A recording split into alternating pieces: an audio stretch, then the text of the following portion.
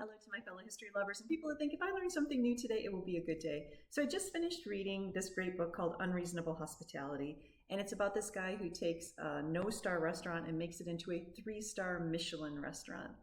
And it made me wonder what would be the equivalent to George Washington, what was fine dining. So we're going to get to that in a minute. I'll just tell you 2 stories from this that I thought were fun.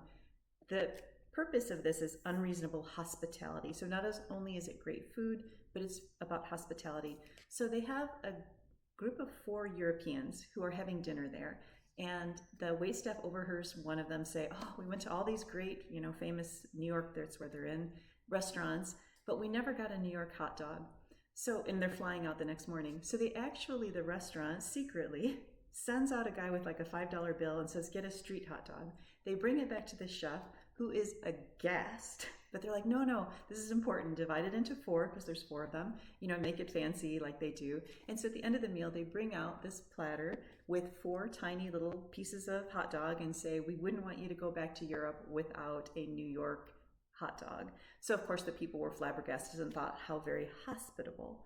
So the second thing, just real quick, with I've never actually eaten at a Michelin star restaurant, but apparently it comes from the Michelin Tire Company. So I think it was 2 brothers that started Michelin Tire, and they realized, wow, if people drive around a lot, this was in France, at all these restaurants, they'll wear out their tires and buy more tires. That's like the most brilliant marketing. I thought that's kind of fun. So now let's go back to George Washington.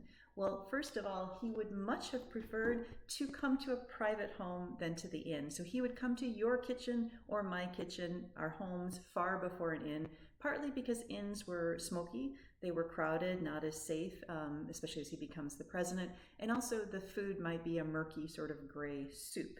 If you went to a private home, some of the luxuries in that day and age would have been, interestingly, lemons. So the common lemon that we think of now would have been quite a lovely thing to serve at that time.